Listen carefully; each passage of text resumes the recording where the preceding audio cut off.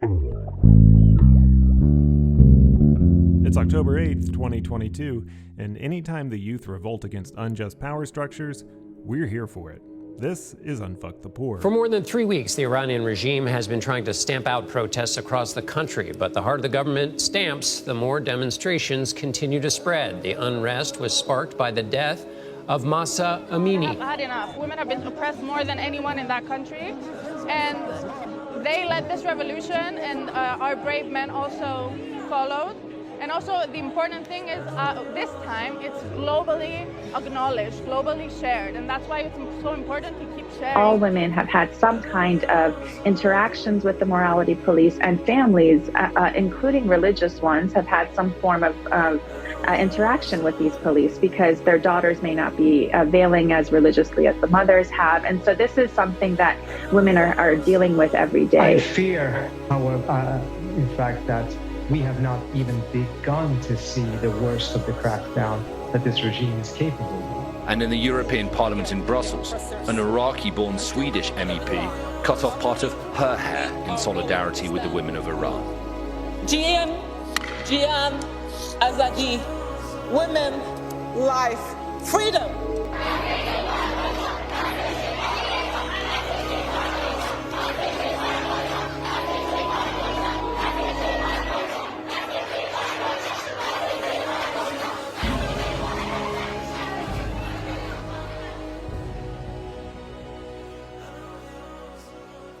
For those who listened to the entire first season of Unfuck the Poor, the audiobook podcast of the book by the same name, or at least, a specific part of it, you will remember the story of the fall of Iran, and specifically the 1953 coup d'etat of the democratically elected Prime Minister Mohammad Mossadegh, whose ouster and subsequent military tribunal thrust Iran further away from free and democratic rule, and 70 years later, the youth are revolting. They have little to lose. To recap a brief history of Iran, very brief, Mossadegh was appointed prime minister in 1951 and was then couped in 1953, when the Shah then retook power. But in just those 2 short years, Mossadegh's legacy included establishing unemployment compensation, sick pay, and no more forced labor. Arguably all good things. Additionally, the Land Reform Act required landlords to contribute 20% of rents to a development fund for public works such as baths, housing, and pest control. The most consequential development of Mossadegh's prime ministership was the nationalization of Iran's oil supply, which had previously been majority owned by the British government at 51%.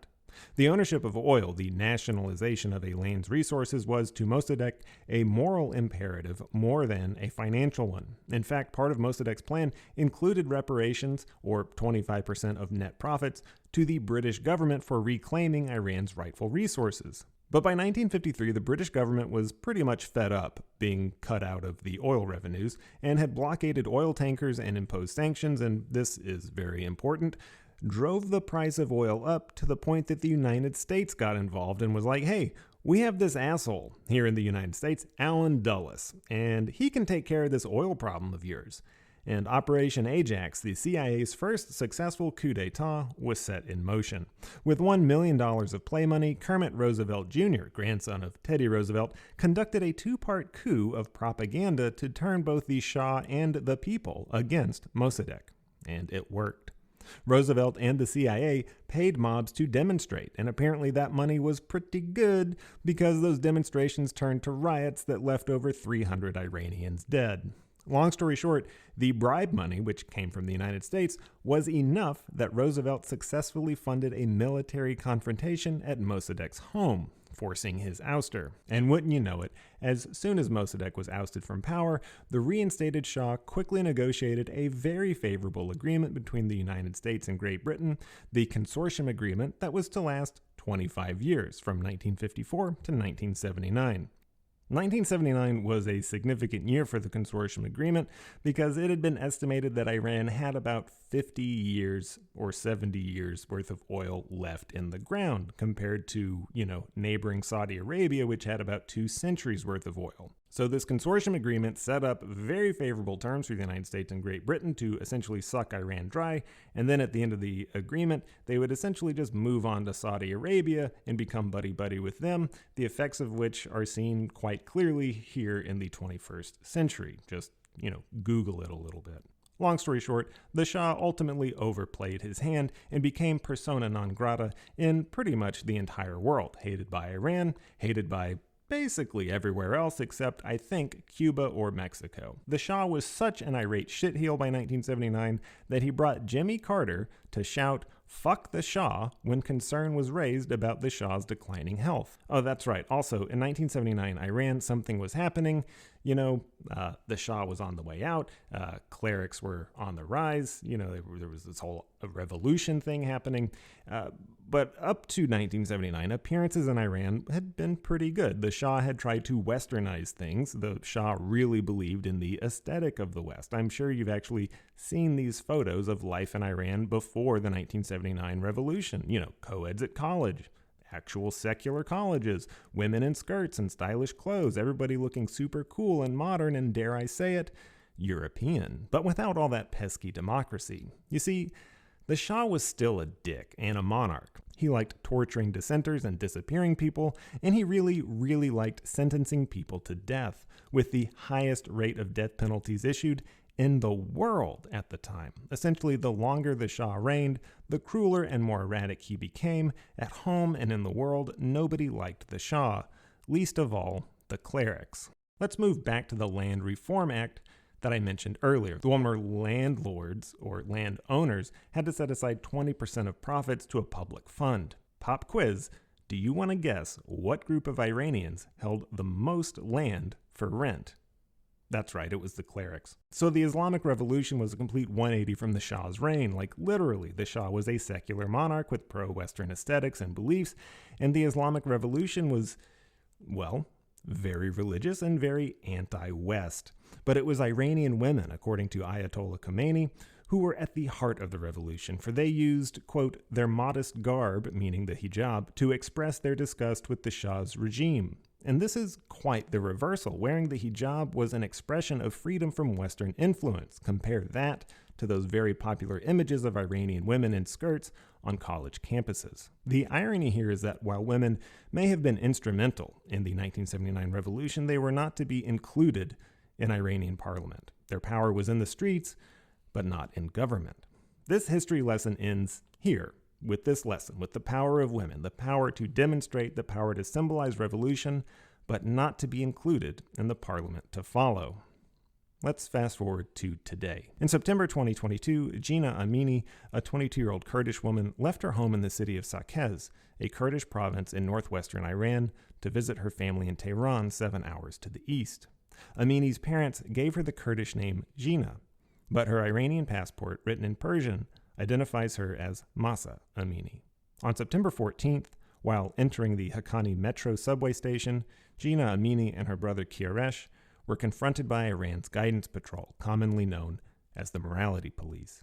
Zhina and Kiaresh were both beaten by the guidance patrol, Kiaresh attempting to protest the arrest of his sister, Zhina apparently being struck with batons while being placed under arrest. Kiaresh's crime was defending his sister, though he was not arrested. Zhina's crime was initially thought to be improper placement of her hijab, but it was later reported by the authorities that this wasn't the case. Zhina's true offense? Pants that were too tight. Under Iran's current president, Ibrahim Raisi, the guidance patrol has been reinvigorated, emboldened, embraced, empowered. They have been given state-sanctioned free reign of brutality against women. In July of 2022, Raisi ordered the Supreme Council of the Cultural Revolution to strictly enforce the hijab and chastity law that had been passed in Parliament back in 2005. A minor but not insignificant note here, with enormous implications, the Supreme Council of the Cultural Revolution is not a lawmaking body. It is not even an enforcement body. Still, the council is important. Shortly after Raisi's order, the head of Iran's judiciary, Ghulam Hossein Ejei, declared that anyone undermining the laws surrounding the hijab, those who opposed it, from social media to journalists to protesters to those who simply wore their clothing improperly, they were sworn enemies of the Islamic Republic. Quote, "It is necessary and important for the intelligence agencies to discover and identify those who work behind the scenes to promote corrupt and immoral behavior in society." End quote. In order to empower those agencies, the Iranian government explicitly funded at least 25 associated government agencies to enforce the hijab and chastity order. It isn't just that Raisi has a hard-on for chastity and headscarves, Raisi has a hard-on for all-out assault on perceived enemies of the Islamic Republic of Iran. Like, he might get a genuine sexual satisfaction out of it. It would at least fit the bill of Umberto Eco's Signs of Fascism. Amnesty International would like to remind the world that Ibrahim Raisi still needs to be held accountable and investigated for crimes against humanity for the forcible disappearance and extrajudicial executions of thousands of political dissidents back in 1988. In July of 1988, at the end of the Iran-Iraq War, the People's Mujahideen Organization of Iran, or PMOI, orchestrated an attack on the Iranian government. Iran's supreme leader used the PMOI attack to declare a religious order, or fatwa, for the execution of all prisoners who remained loyal to the PMOI. PMOI remains to this day Iran's largest political opposition group. It is a leftist or anti-authoritarian and more progressive Islamic interpretation political party. It was, in fact, with PMOI's help that the Islamic Revolution was able to take place in 1979. But 9 short years later, they were the target of a conservative government's paranoia. The Islamic Republic's official language to authorities in the 1988 fatwa was to proceed against dissidents with, quote, revolutionary rage and rancor against the enemies of Islam, and not to show any doubt or concerns in condemning prisoners to death. This resulted in the execution of at least 3,600 prisoners. Raisi's role in these executions was as Deputy Prosecutor General of Tehran and a member of the government's death commissions. That was an extrajudicial process of determining whether a prisoner posed an ideological threat to the Islamic Republic. In his later role as head of the Iranian judiciary, Raisi granted absolute immunity to government officials and security forces responsible for torturing, detaining, disappearing, and murdering protesters, men, women, and children, anyone in the way or accused of being in the way or undermining the Iranian government. And remember, not wearing the hijab, not maintaining a high standard of morality and chastity, opposing those rules, that behavior makes anyone an enemy of the Islamic Republic under Raisi's hijab and chastity rule. Raisi was elected president in 2021 with actually some of the lowest voter turnout since 1979, and his election was marked with a curious case of nearly 4 million blank or protest votes. Turns out Raisi is a disliked asshole by a lot of Iranians, similar to the Shah, and for good reason. Since taking the presidency in August of 2021, little over a year ago, the Iranian judiciary has executed 521 people, including 22 women. To put this into perspective, the U.S. has executed just 1,550 people over the last 50 years. Not only has the size and scope of Iran's vice patrols increased in order to crack down on chastity violations, but the government and clerical leaders have recruited business owners, employers, executive managers, and so on to enforce the hijab and chastity rule, threatening their businesses and jobs if female employees don't follow the rules. Iranian officials have also called for women to be refused government and bank services, as well as medical aid. In other words, to be turned away from a hospital for not wearing the right clothing. These vice patrols have been bulked up to such an extent that both undercover and conspicuous patrols can target or cover up to 80% of women living in Iran's cities, with many public sites having come under surveillance over the last year, such as bus stations, train stations, metro stations, tourist and travel agencies, hotels, businesses, civic buildings. You get the idea, they're fucking everywhere. They cover a lot of territory at a time when the Iranian people are subject to abject failures of the Iranian government, from providing aid in the face of natural disasters to economic pressures such as inflation, when many people can't afford food. The bolstering of such an absurd and oppressive rule as morality and chastity rings not just hollow, but blatantly dismissive of the real issues faced by the Iranian people. Raisi may have a hard-on for brutality, but he's totally impotent when it comes to doing actual leadership. Given all this movement towards morality and chastity and the ethics wars against enemies of the state, we have at least a little bit more insight into the subsequent mandates that came in June of 2022. This came from prosecutors that said that governing bodies and municipalities should prohibit the entry of improperly veiled women into metro stations. Metro stations, specifically. Those who failed or refused to do so would be, quote, abandoning their duty. In Mashhad, the second largest city in Iran, the mayor announced that the city would be issuing ID cards specifically to vice police so that they could travel the metro for free in pursuit of improperly covered women. But it wasn't just the metro stations. In July of 2022, 29 hair salons in Yasuj were closed due to improper advertisements and also social media posts. 20 cafes in Shiraz were closed by the local governing body, presumably because young people were there. And on Kish Island in the southern Gulf, co-ed sports groups were banned. And in Tehran, the CEO of the city's largest cemetery announced that it had collected and removed 98 tombstones. 98 fucking tombstones from women's graves whose images did not include the hijab. The oppression doesn't even end after death. Ibrahim Raisi's only contribution to Iran has been domestic terrorism against Iranian women and dissidents. Zhina Amini was arrested violently, her brother watching and protesting. He tried to explain to the vice patrol that his sister and family weren't from Tehran, that they were visiting and weren't used to the rules there. Both brother and sister were beaten with batons, but they weren't the only ones being detained at the metro station. The Tehran police stated that Zhina and many other women had been detained and arrested for, quote, explanation and instruction on Tehran's dress code. The morality officers told Kiresh that Zhina would be taken to the police station on Vozara Avenue, where she was to undergo education classes.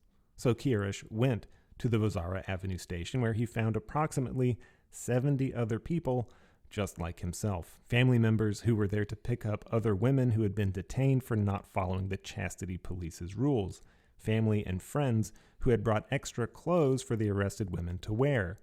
But the arrested women were not released after the allotted hour of re-education, and the crowd outside the police station grew anxious as time went on.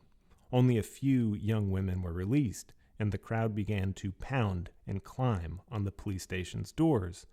There they were greeted with tear gas and batons from the officers inside. There was another public beating, and then, in the distance, they could hear an ambulance speeding away, sirens blaring. In the crowd of women, Kiarish tried to find his sister. He showed the women photos of Zhina on his phone, and some of the women who had come out of the police station identified Zhina as a girl who had been killed by the police and taken away in an ambulance, the same one that had just driven off. Less than 2 hours after being detained and arrested by Tehran's morality police, Zhina Amini was announced brain dead at the Khazra hospital. She'd had a heart attack and stroke. Her legs and knees were deeply bruised, her face was swollen, and she was in a coma. Khazra hospital is under control of Iranian police and intelligence agents.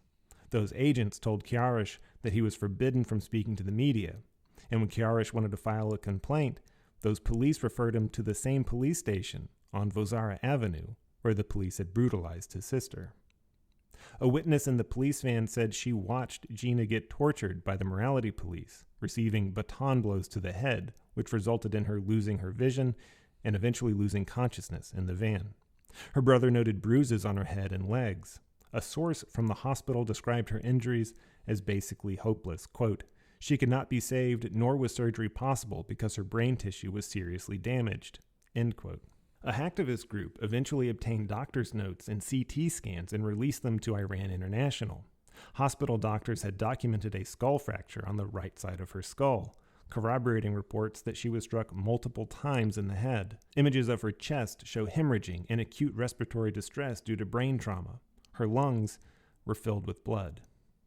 3 days after her encounter with Iran's Moral Security Agency, Zhina Amini died in hospital, beaten to death for pants. It's worth noting, but briefly, that the Iranian authorities and the hospital under police and agency control reported that Amini died due to complications from prior brain surgery, resulting from a brain tumor she'd had removed at the age of 8. The following day, the Iranian government said she'd actually had surgery at age 5, but Amini's family said no, she never had a tumor. She'd never had any such surgery. Only hours after Amini died, demonstrations began outside Qasra Hospital. Protesters were swiftly pepper sprayed and arrested, and the protests only grew.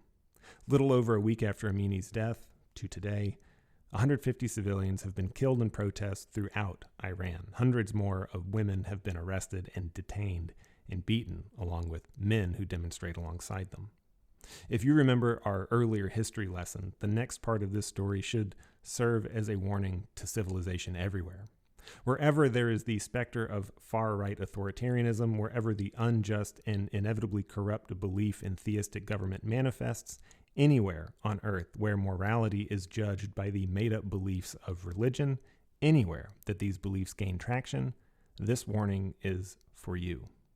Those very same women who were so instrumental in the Islamic Revolution of 1979, those women who demonstrated in their hijabs, the women who not only displayed but demonstrated the role that Iranian women were to play, how they should look, the values they should uphold, the women who were denied representation in the government, whose morals were then subject to increasing scrutiny over the coming decades, those who boldly stood in defiance of Western influence by covering themselves in headscarves and flatly rejecting secularism, it is their children and grandchildren, their daughters and granddaughters, sons and grandsons, these modern Iranians, these modern Iranian women are the ones today saying, fuck all of that shit from 1979. And it is their demonstrations against the modest coverings, the rejection of morality police, and the brutality of the state. These young women today with no representation in government, who have no outlet, no voice, but that which they take for themselves, in spite of the government attempting to silence it. They have nothing to lose. It has been 18 days since Zhina Amini's death. The response from the Iranian government has been brutal, yes, oppressive, of course, but also remarkably futile. The protests continue in spite of increasing reports of police brutality and deaths. The policy of denying medical care to immodestly covered women has now extended to injured protesters who are left to suffer outside hospitals, leaving tending to the wounded up to a more generous public who is sympathetic to state victims. On September 19th, just 2 days after protests initially broke out outside of the Qasra hospital where Amini died, the Iranian government began regional shutdowns of internet access, which were followed by nationwide internet blackouts and restrictions on social media. Using a move straight out of the fascist playbook, you can look at Russia's pro-war rallies at the beginning of the Ukraine war, and then the subsequent forced pro-Russia demonstrations and parades in occupied Ukrainian territories as an example. Use those as an example. In response to the protests, Iranians miraculously organized pro-government counter-protests in which they called for all sorts of things that totally not state-sponsored counter-protesters would call for, like swift executions for all protesters, and calling protesters, quote, Israeli soldiers, and chanting, quote, death to America and even death to Israel, which, by the way, just also happens to be the government's only talking points on the matter. Just a few days ago, on October 3rd, the Supreme Leader, Ayatollah Ali Khamenei, made his first public statement on the protests. Were they serious? Were they worth listening to? What about justice for Mahsa? Khamenei said, quote, I say explicitly that these riots and this insecurity were a design by the United States and the occupying fake Zionist regime, that's Israel, and those who are paid by them, and some traitorous Iranians abroad helped them, end quote.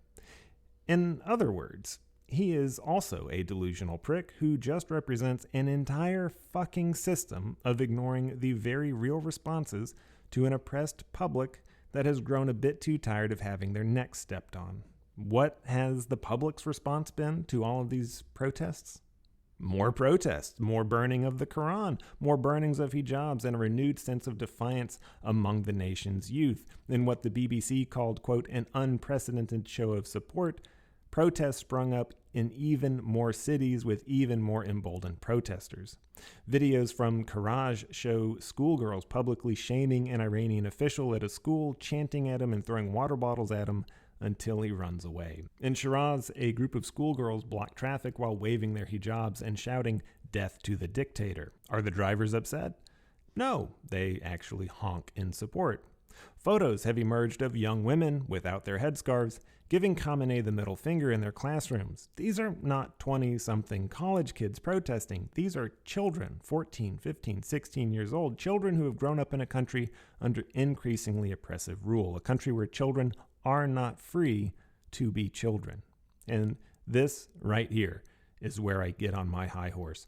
The morality of the adult world does not translate to the morality of childhood. The conception of innocence to the adult does not equal the actual concept of childhood innocence.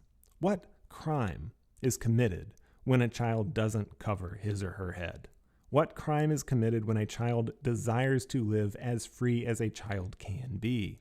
It is infinitely more innocent, more moral, more just for children to live free of force and adult coercion than any law derived from any religion or enforced by any government or military or police.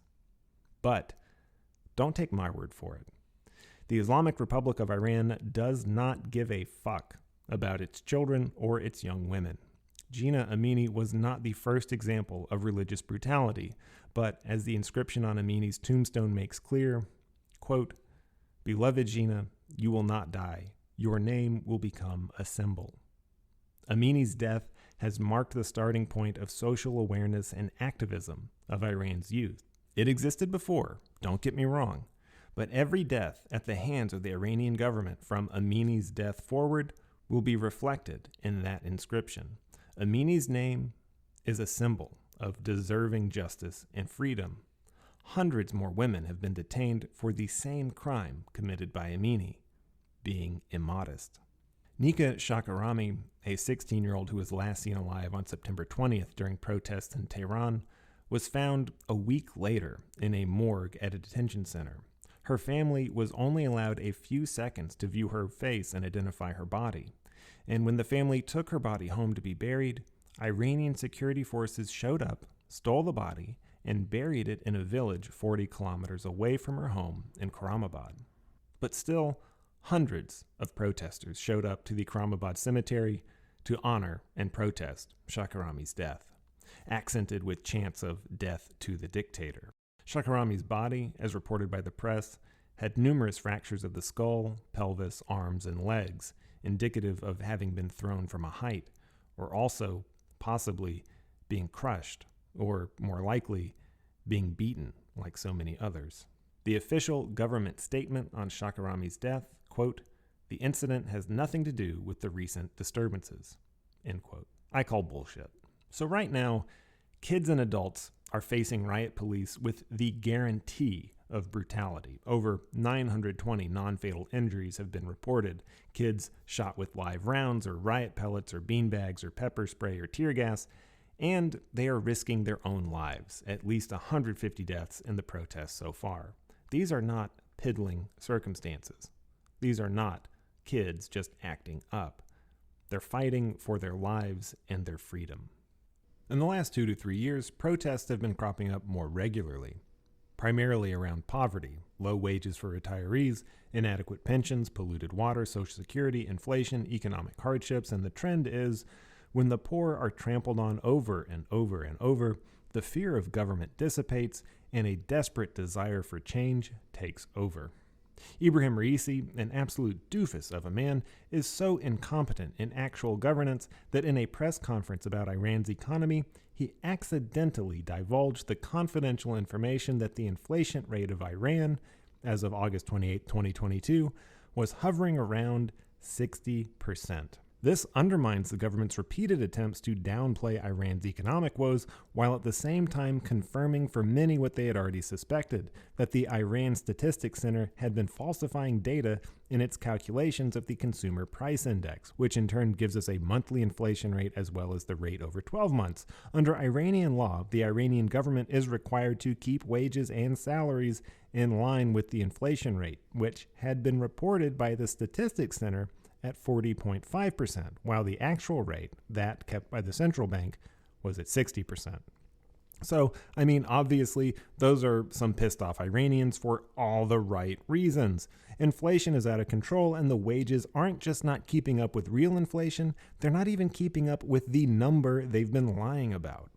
While I would never look down on an adult for only having a 6th grade education, it's important to note that Raisi, the president of Iran, only has a 6th grade education, as disclosed by his 2021 rival for the presidency, Mohsen Moralizadeh. This lack of education is all too apparent when it comes time for actual adult stuff like running a country and understanding CPI, and, if you're lying to the country, knowing which fucking number not to say out loud. As was pointed out at the end of the consortium agreement in 1979, the whole thing the Shah was put in place to uphold and enforce, Iran's oil revenue just sucks, and it can't keep up with the increasing cost of public expenditures, part of that whole corruption protest thing in 2009 and over the last couple of years. So taxes have gone up sharply, cutting into business profits and increasing the cost of living for not much else in return, other than more inflation, a decline in labor, falling real income, increased cost of production, a decline in supply of products and services, all of which compound the initial problem of rampant inflation. Iran is not in a good place, and while, hey, you know what, your religion is all you, and I sincerely applaud anyone who believes in their religion so deeply that they would literally base their entire lives around it. I mean, that's coconuts to me, but you do you. The very real-world effect of ending secular education at 6th grade and then going through intensive religious education, and the effect of putting the oppressive morality of your religion ahead of the basic needs of the humans under your religious government's control, is that you will eventually be called to heel when all that piety can't maintain the most basic of living standards and instead prefers to feast on the blood of its most vulnerable citizens. Fucking amazing. Lest you think I'm being a dick specifically towards the Islamic faith, rest assured I find the relentless murder of Palestinians by Israel under the guise of being God's chosen people equally as appalling and ungodly, just as much as I find the increasingly psychotic calls for a Christian state here in the United States because Americans are God's chosen people a completely rat-fucked use of brain power. It's all bullshit. Religious fundamentalism and religious nationalism are cancers to this world. So whenever the youth of the world revolt against their oppression and propagation, it's like a desperate animal gnawing at a tumor to save its own life. The animal might die if it succeeds, but it will most certainly die if it fails or doesn't do anything. To the youth of Iran, to the protesters and dissidents around the world, we all owe a humble respect for their perseverance and bravery. We owe them our support, morally and otherwise. We're not chosen by God. No one is. The truth is that humans choose their gods, and the right to choose and the right to abstain from faith are fundamental to the human spirit.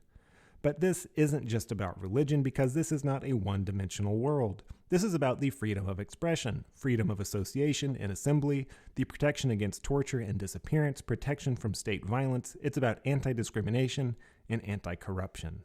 The slogan that has emerged from these protests, the slogan that sums up what all this anger and defiance is about, is simple and beautiful.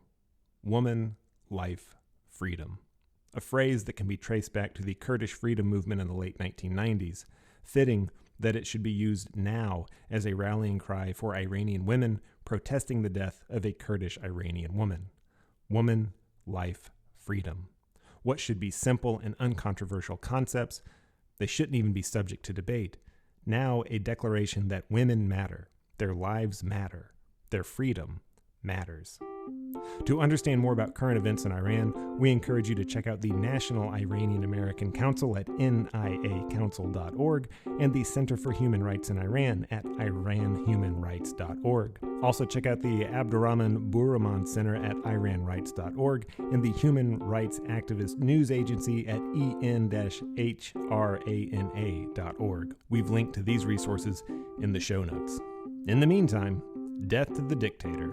This has been Unfuck the Poor.